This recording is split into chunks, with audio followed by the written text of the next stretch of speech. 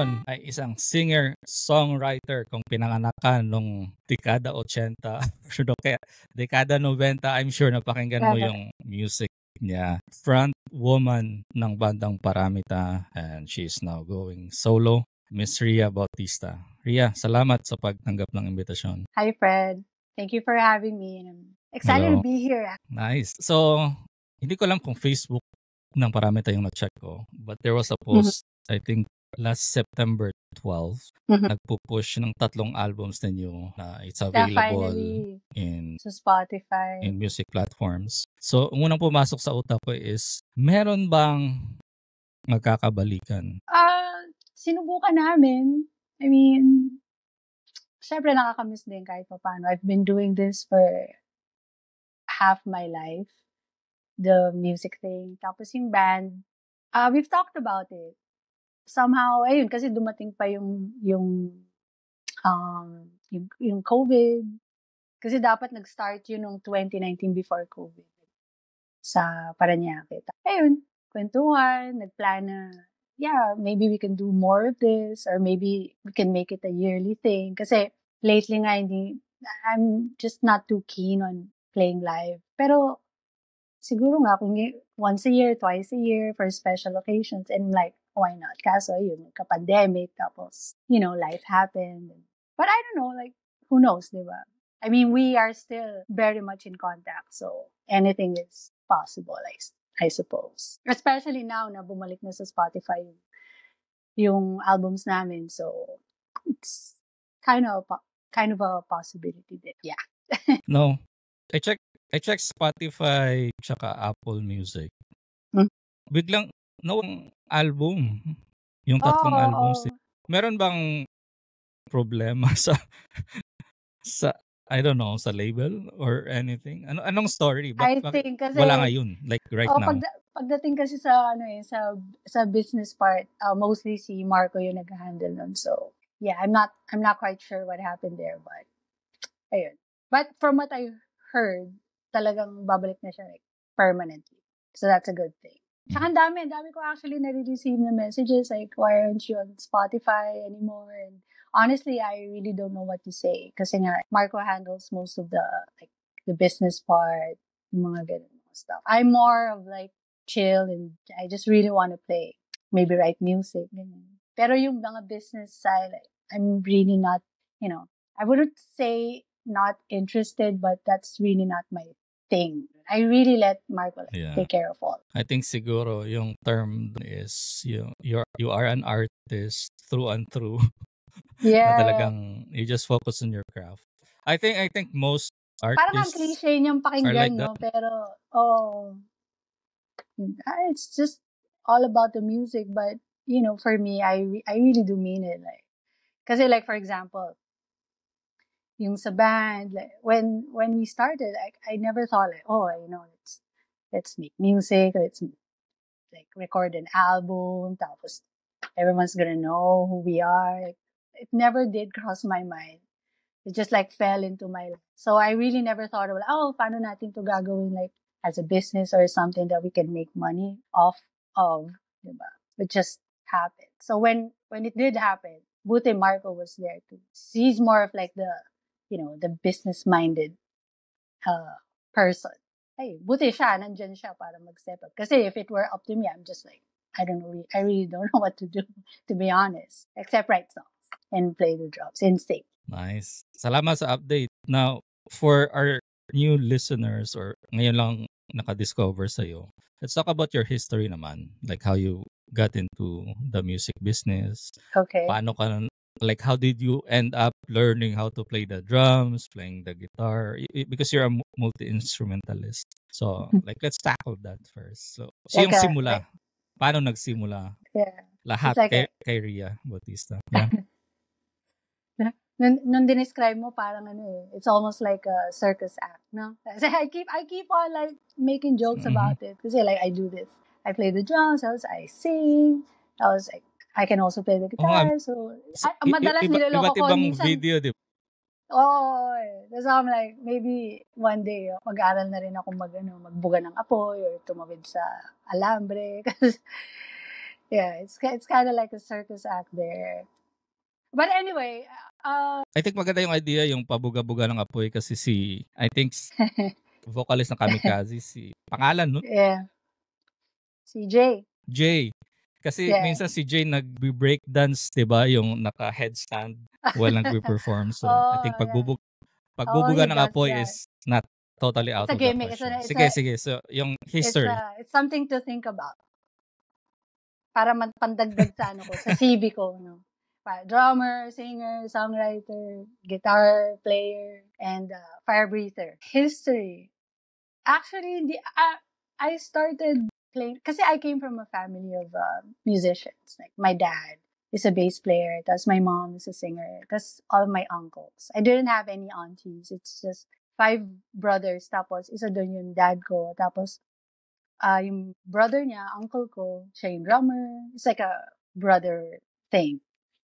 Tapos my mom was the vocalist. So really, I grew up like with the band thing. Kasi dun sa bahay ng lola ko, may studio doon. Tapos dun sila nagpa-practice. Kasi kaya at an early age, talagang exposed na talaga ako sa yung mga tugtugan. Pero at first, hindi ako talaga in-encourage na, alam mo yun, na i-pursue yung music. Mostly siguro dun sa, kasi di ba may parang, alam mo yun, yung parang stereotype na, music, ano mangyayari sa'yo dyan. And of course, yung mga parents ko there, at first, at least, ganun sila mag-isip na, you should finish school, music should just be a hobby. Kaya although exposed ako at an early age dun sa music, hindi siya talaga naging something na ginawa ko. Like, most na musicians na nakilala ko, 7 years old, 6 years old. Yan. Ako medyo late. Late ako sa party.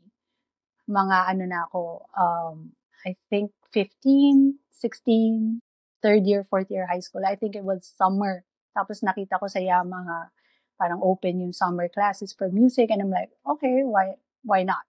Ganun actually yung isip ko. Wala naman akong ginagawa ng summer, so, might as well enroll here. Tapos, naalala ko, pagdating ko dun sa parang office ng Yamaha, ang una nilang inisip, mag-enroll ako. Tapos sabi nila, parang, so what, like keyboards or maybe guitar? I'm like, no, I wanna learn how to play the drums. Tapos lahat sila parang, syempre nung time na yun, parang, di ba, babae ka? So, that's like, mostly boys, di ba, dun sa drums. So I was like, oh no, but yun ang gusto ko, like, drums. So I was like the only girl at that time dun sa class ko na drums. So, ayun, tinuloy ko lang yun. Naging okay naman. And I also remember that, yung natapos ko kaagad yung mga lessons ko. Siguro, dapat mga 12 sessions yon. Tapos, siguro mga after 10 sessions, natapos ko na yung mga drum, exercises.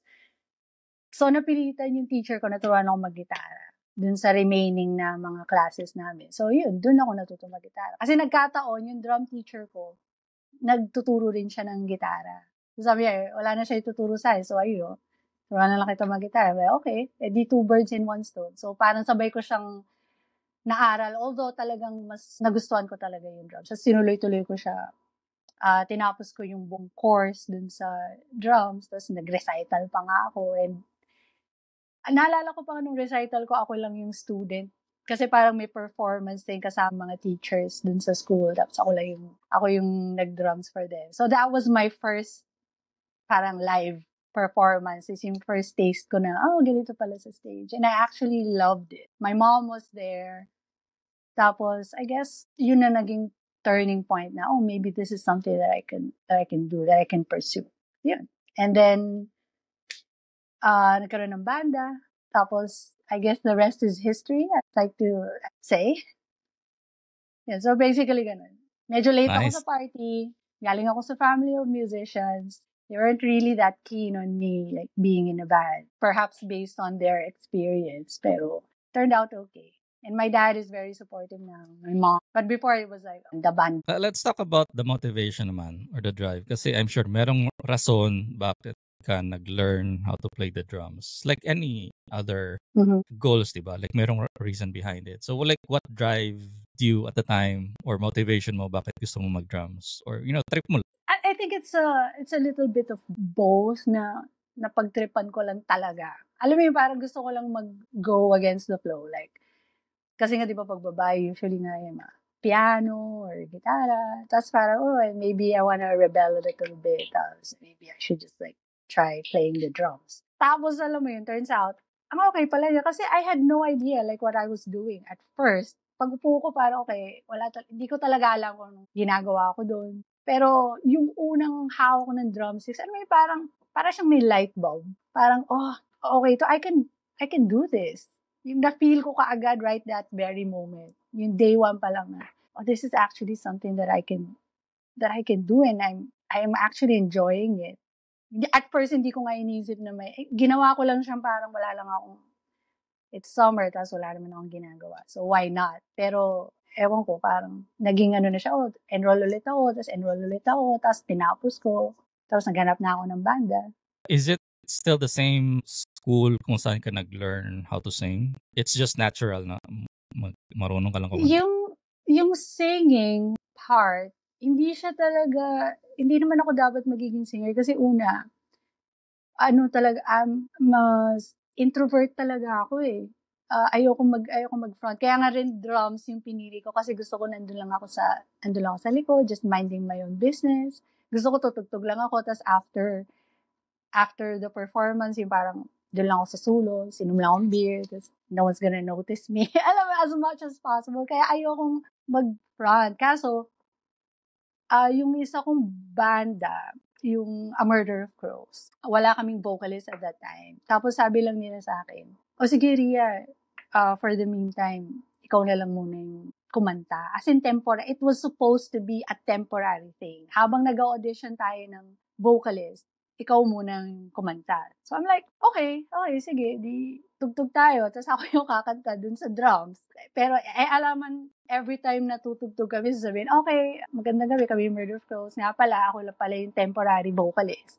So, ang dami na namin natugtugan na ako yung kumakanta at saka nagda-drum. So, ayun, nahirapan na lang kami na baguhin yun. Kasi hindi kami makahanap ng magpa-front talaga sa amin. Ang dami naming gigs na ginagawa. So, naging yung A Murder of Crows, yung singer, yung drummer. Hindi naman pwedeng sabihin na temporary, pagkatas ng set namin, temporary lang pala to, naghahanap kami ng vocalist. By the way, kung sinong gusto mag-audition, di ba? So, basically parang accident. Hindi siya ginawa like by design. Alam ko na, gawin natin gimmick, yung drummer, vocalist din. Kaya nung simula, hindi naman ako ganun I really wasn't that confident, like, singing. Tapos, basically, while I was singing, in my head, umaanda rin talaga, okay, this is just a temporary thing. I'm not gonna really do this as a career. I'm not gonna be known as like this singer-drummer person, di ba? Gusto ko talaga, drummer. Gusto ko maging drummer. Sa likod, tas walang, like, almost invisible, kung pwede lang. Kaso, well, life is weird, I guess. Since you mentioned the band, that's in chronological order. Ano yung mga bands mo? Like when you were starting? Hanggang sa dumating sa Paramita. Marami ba? It's a weird mix of, like, parang high school, mga friends at first. Tapos, naalala ko, nag-drums pa ako para sa show band. Nagganon pa ako hanggang sa, wow, this is harder than I thought. Ayun, tapos I think it was A Murder of Crows. Doon kasi mostly nagsimula eh. Kasi yun yung unang beses na natugtog sa radyo yung kanta namin sa NU before. So, yeah. Actually, I didn't think much of it. It wasn't really planned. It's so hard to explain. Like, I feel like I'm just like alam mo yung tumbleweed. Tapos yung parang doon lang ako. Tapos biglang napunta dito. So, I guess, in short, I think before Paramita siguro. Yeah. So, before Paramita, I think it's like maybe, let's say, 4, 5 bands. But the bands that really matter, I think, was A Murder of Crows, really. That got me started. Parang that got my foot on the proverbial door. You were planning to have a reunion And then, because of the pandemic, hindi natuloy. But pandemic was what, 2019, 2020, like we're in 2024. What's causing the delay? Honestly, it's probably me. Kasi, hindi naman actually to secret. Kasi sinasabi ko to, kinukwento ko naman to sa mga, I think, in a subtle way that nakaranas ako ng burnout. And I think it's taking a bit longer than I expected to get over it. But, that's what happened. Actually, when I told my bandmates about it, they weren't even surprised. Kasi even before the time that we were actively gigging, syempre, 10 years ko so they can see it. They can actually see like the changes, I would say. I still enjoy playing live, especially when I'm behind the drum kit. I see the people's faces. I get all excited. But it's not that. It's like afterwards, like I just wanted to go home immediately. Like I didn't want to hang anymore. Kasi dati it's okay. Pero makikita nila na after nung gig, ang saya-saya ako sa stage. Pero afterwards, I'm like, yeah, I just want to go home and live a quiet life. Kasi nga, again, I'm an introvert. I don't know why I got thrown into this whole, like, drummer vocalist thing. And kaya siguro, in my opinion, na dun ko naramdaman yung burnout. Kasi nga, it's something na I really didn't, I think that would happen. You know, it's not something that I really dreamed of. It just so happened na nangyari. Parang gusto ko lang talaga tumugtog. Ganun. Tapos all of this, it just, yun. Tapos, ang tagal. But anyway, yun. Kaya nung sinabi ko actually sa kanila na, yeah, I don't think I can do this anymore. I'm so sorry. Tapos they weren't even surprised. They weren't like, oh, talaga, what happened? They're like, yeah, ganun. Ganun yung reaction nila na nakita rin naman namin, nahalata namin. So we understand, ganun. As kinausap ko lahat ng mga sponsors namin. We were supposed to do a tour for Jack Daniels, I think, at that time. It was supposed to be like a 1-year tour around the country. Tapos, dun ko, yung timing pa no, parang, oh my God, like, we're gonna do this for another year. I don't think I can do it anymore. Kaya parang before that even started, talagang sinabi ko na, hindi ko na talaga kaya. Like, kasi parang naging ano na lang siya sa akin eh.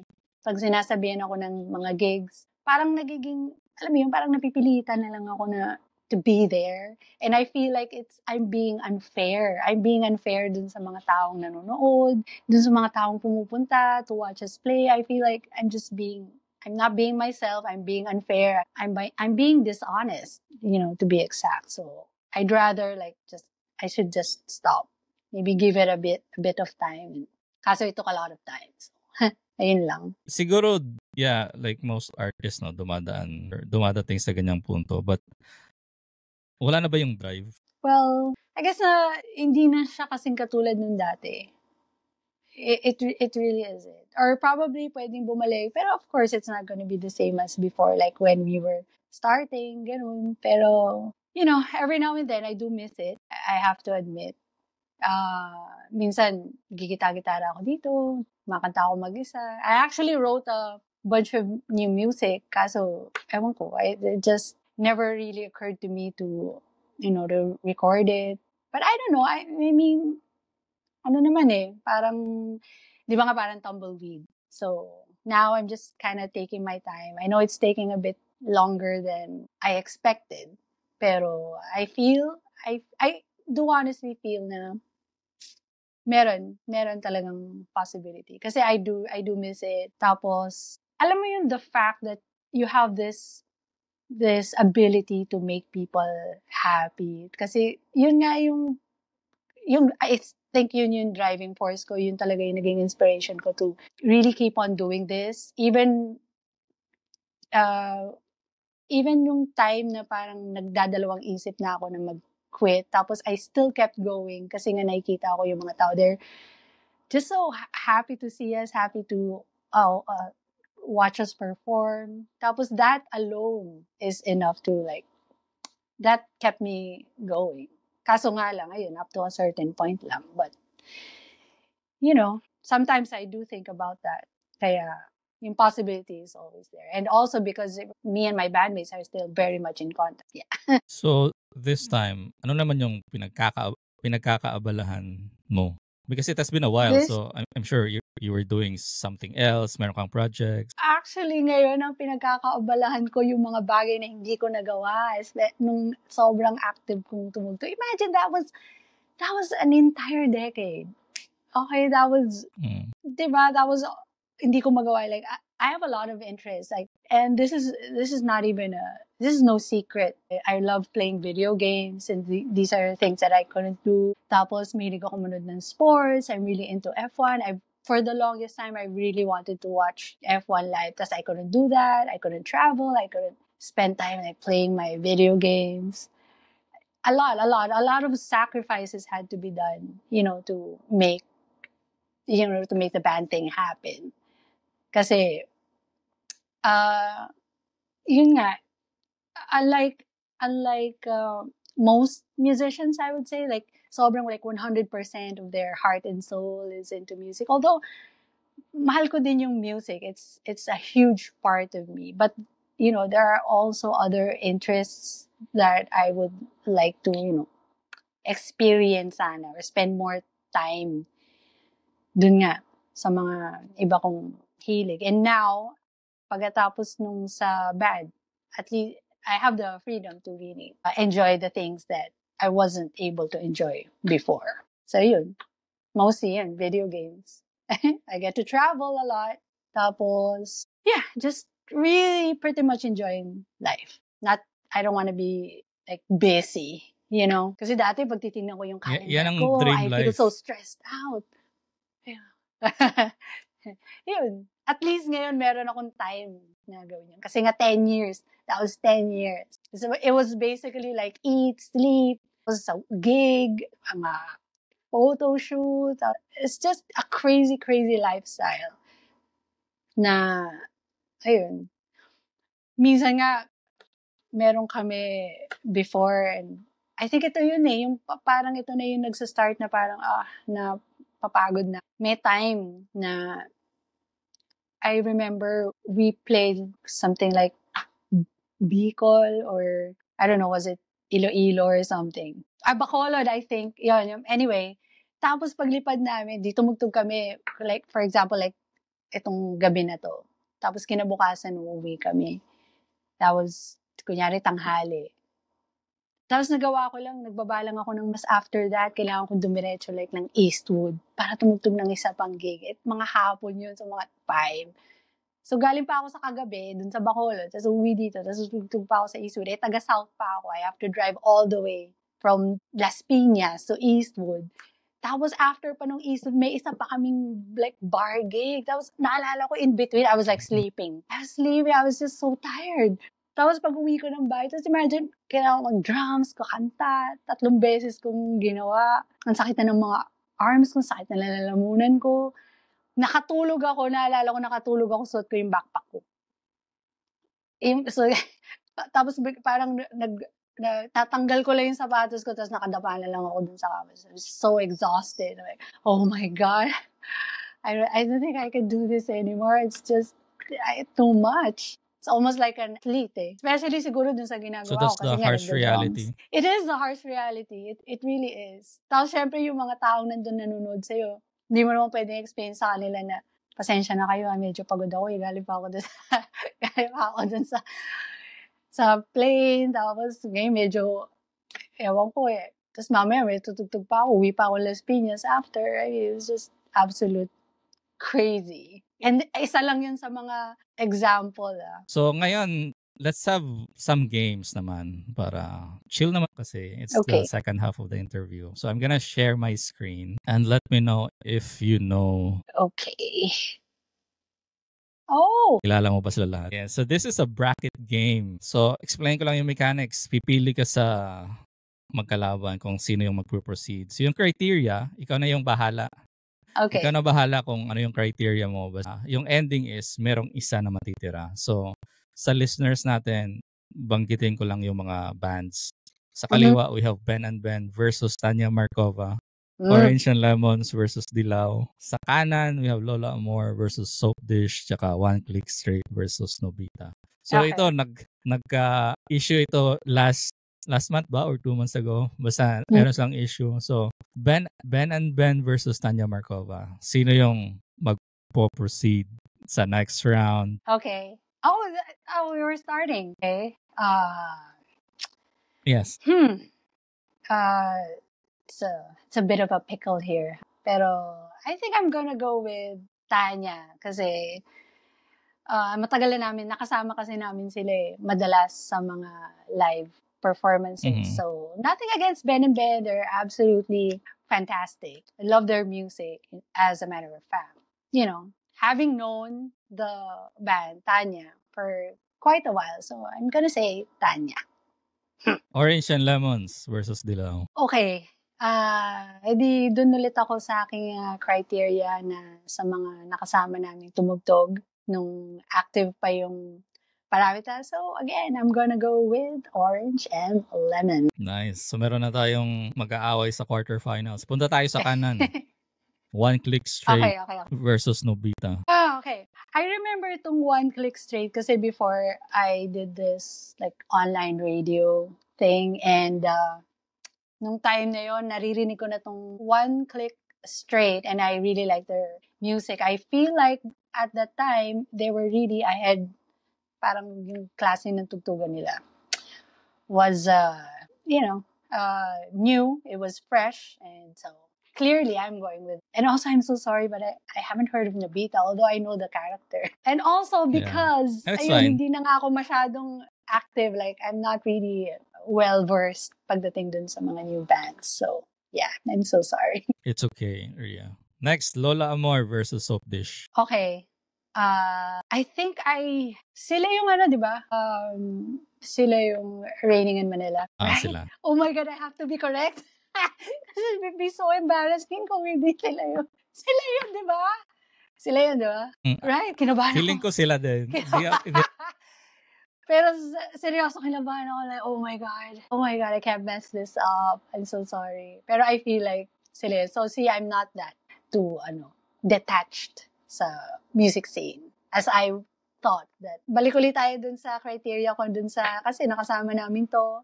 I remember we did like a few like out of town gigs. So yan, mga kabatian mo sa backstage. So I'm going to go with Soap Dish. And again, I hope that I'm right with Lola Amor. Ang galing na, actually nakita ko parang yung live performance nila nakita ko yun sa YouTube But anyway, magaling yung band. Every single one of them is pretty much proficient dun sa instrument nila. So that is quite admirable. Punta naman tayo sa kaliwa. Or balik tayo sa kaliwa. So Tanya Markova versus Orange and Lemons. Dito na magtatapat. Kung sino ba talaga yung mas matimbang. Okay. Sa aking puso.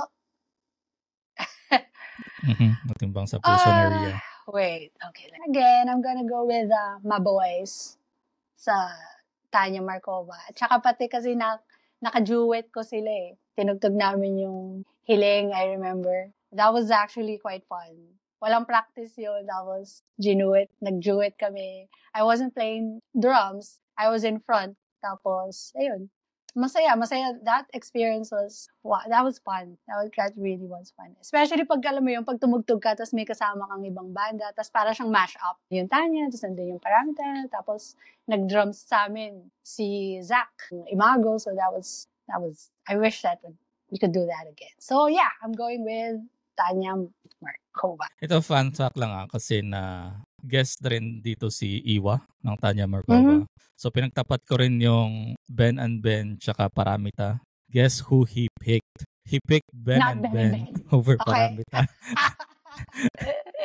Away ko ngayon. Sige, balik na tayo sa kanan. Papalitan ko na lang pala yung yung choice. Wala na Touch move na. So, balik tayo sa kanan. So, Soap Dish versus One Click Straight. Oh, okay. This is a tough one. So, it's against this band that I really enjoyed listening to versus the band that nakasama namin. So, I guess, pili tayo ng naman. Medyo bago-bago. So I'm gonna go One with click One straight. Click Straight. Ooh, she got disconnected, so let's wait. Ah, so she picked Tanya Markova Mm-hmm. over Orange and Lemon. So Tanya Markova is now in the semifinals, and then I think she said she's going to pick someone that's new. So I would Yeah, assume that's One sounds Click Straight. One So Click it's One Straight. Click Straight versus Tanya Markova. I have a feeling kung sino yung pipiliin niya as the winner, but we'll see. I guess you guys have an idea as well. So it's Welcome against, back. yeah. So it's against One bit. Click Straight versus Okay. Soap Dish versus One Click Straight. So it's gonna be One Click Straight. Let's choose like new blood. Let's put new blood in there. Nice. So semifinals natin is Tanya Markova versus One Click Straight. Mhm. Sino ang mag-uuwi ng gintong corona? So it's between parang ano to eh, parang old school versus new school, right? Sige. Mhm. Between Tanya Markova, One Click Straight, siguro ganito. In uh parang in honor of my fondness of listening to new music. Like really, I'm really into like discovering new stuff. So from that alone, I would go with One Click Straight. Like for sure. Nice. Nakakatuwa, actually natuwa nga ako nung pinakita mo sa akin yung list and my eyes went immediately to One Click Straight. Like She got immediately, like, oh, disconnected again. wow. Maybe it's her battery. Is it, but it's charging. Check Yeah, muna tayo ng Facebook. Yung battery ba? charging naman eh. Maybe it's my connection. Siguro. So, semifinals, Tanya Markova versus One Click Straight. You went with One Click Straight because Yeah. you wanna bring in new blood, Yeah. which is nice, no? Like, I think that's what every artist or vets should do, no? Like, promote the young ones, which is nice. Mhm. I see that parang brotherhood kasi, like, you guys go through the same path na, Yeah. forming a band, working on your craft, Uh-huh. finding a record label. She's gone. It's really our connection. Am I back? Yes, You were you're saying, back. maganda yung sinasabi mo eh. Naputol yung train of thought ko eh, but no, it's Tuloy mo, gusto ko yun. hold on. Merong kumakatok. Teka lang. Sorry, may kumakatok eh. So yan, Okay. ulitin ko lang. So it's nice na yung mga vet natin is supporting the young ones. Kasi napapansin ko most of the new bands are, I don't know kung may tumatanda na ako, but they are young. Like, alam mo yun, yung parang teenagers. Kasi at the time when I was growing up, medyo, hindi naman mature Uh-huh. Around the bands same or mga band parang members. age bracket. This is fun. Let's wait for her to come back. Are we back? We're back. Is it me? I think it is you. It's not you, it's me. Maybe it's my poor internet connection. It's very bad. Actually, lately it's insane. Hindi ako masyado makapag-Diablo because Rian, thank you so much for guesting to my show. Meron kang advice sa mga like upcoming musicians or gustong pasukin yung mundo ng music? Oh. Ano yung advice mo sa kanila? Aside sa harsh reality na it's a grind like 24/7, ano yung ma-advise mo sa kanila? I feel like I'm not gonna, say anything new that hasn't been said before. Like for example, just practice, practice, practice. Really focus on the music. I mean, these things, it's almost like a given, di ba na? Pero may reason kung bakit ang cliche ng mga advice na to. Like every single time you would ask a musician, like, what's your advice for like upcoming bands or mga gusto mag-pursue ng ganitong career, it's always the same. Kasi nga, it's this, tried and tested formula. Really, you should just focus on the music and everything else will follow. Like, you want people to listen to you. First of all, I think, ang magandang advice, before you can expect anyone to believe in your music, you really have to believe in yourself first. That's one of the most important things. Like, you really have to, like, kailangan mo maniwala na itong music na ginagawa ko, itong kanta na ginagawa ko, gusto ko talaga, gusto ko to. Gusto ko siyang tinutugtog live. Tapos lalabas yun eh. Doon sa performance mo mismo, hindi mo kailangan na alam mo yung isipin na, sana magustuhan ng mga tao. Sana ma-enjoy nila. Sana maraming makinig dito sa kanta ko na to. You don't have to think that way. Kasi once na sa'yo mismo nanggagaling yung belief at saka yung enjoyment, lalabas yun eh. Pag tinugtog mo siya live, mararamdaman yun ng mga tao. Tapos sila rin maniniwala sa ginagawa mo. So I guess, isa sa mga effective and practical advice na masasabi ko. Aside from dun sa mga usual na, of course, you just have to keep practicing, just focus on the music, is belief. You really have to have that sincere belief na, okay to, gusto ko tong ginagawa ko, and just enjoy, really, just enjoy yourself. Once you're on stage, don't think of anything else, don't think, may manonood ba sa akin, matutuwa ba sila, magugustuhan nila. Just focus on yourself, focus on what you're doing, focus on your bandmates, and everything else will fall into place. So, yeah. yun yung ano eh, yun yung itong mga bagay na sinabi ko, kasi yun yung eksaktong mga bagay na ginagawa ko. Every time I go on stage, I just focus on myself, enjoy the music, enjoy what I'm doing, and just makikita mo yung result nun, yung mga taong nanonood sa'yo. They are enjoying it as well. Yeah. Nice. Thank you. So hopefully Tsaka makatulong sa mga yun. supporters mo, it will definitely help. So kung I'm sure merong tao doon na like once he or she hears it, I would assume motivate siya. So there's just that one person na talagang parang isang step na lang ma-achieve na niya yung goal niya. Yep. Ang So sa important mga kasi talaga supporters no, mo kasi kung naman, hindi ka naniniwala sa sarili mo, ang hirap mo na ma-convince yung ibang tao na to feel that way towards your music. So first and foremost, kailangan ikaw yung number one na maniwala sa sarili mo. Para, alam mo yun. wait, meron ko follow-up question. Do you still believe in yourself now? Well, yeah, I would say, yes, I would say yes, I do. I still believe in my capabilities, I would say. I mean, may mga bago nga ako ng mga kanta. Minsan kinakantahan ko yung sarili ko. Actually, I enjoy doing that. Even when no one's listening, it doesn't bother me really. Kahit nung dati, nung nagsa-start kami, it doesn't really matter if like there's just 5 people in the room or no one there or no one listening to us or there's like thousands of people in front of me. The way I perform is just the same. Kasi most of the time, I'm just singing. I'm just playing. I'm just doing my thing. It doesn't really bother me or don't think too much about other things. Like, ganun. Kaya dati kasi, syempre, pag nagsa-start ka, madalas panghuli ka na tumutugtog. Laging ganun eh. I remember it's either you're like the very first or you're like the very last.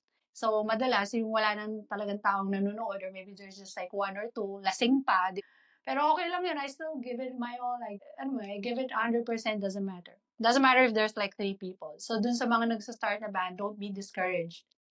Kahit na pinapatugtog kayong last, just do your thing. Just do your thing. Eventually, it will come to you. Like, people will notice. I mean, music doesn't lie. So, once you're playing good music, you don't really have to worry about people listening to you or not. It's just gonna come. So that's the fun part. Nice. Ganda no na. Music doesn't lie. Sarap Yeah, i-print sa shirt. it Tsaka actually sa does. mga supporters mo, saan ka nila mahahanap? Okay, well, lately madalas ako sa Discord eh. Kasi inasikaso ko yung may clan ako sa Diablo eh. So, dun sa mga sa Discord, nandun naman siya sa Instagram ko, nakapost siya dun. Sometimes I post it on our social media pages. Kasi if you wanna keep in touch and wanna know like what's going on with me, for those who are interested, ayun, nandun ako sa Discord. Nung una, actually, nakakalito siya pero it's actually quite enjoyable, especially if you're a gamer. So I would highly recommend to join the server. Rhea, maraming salamat. Salamat din, Fred.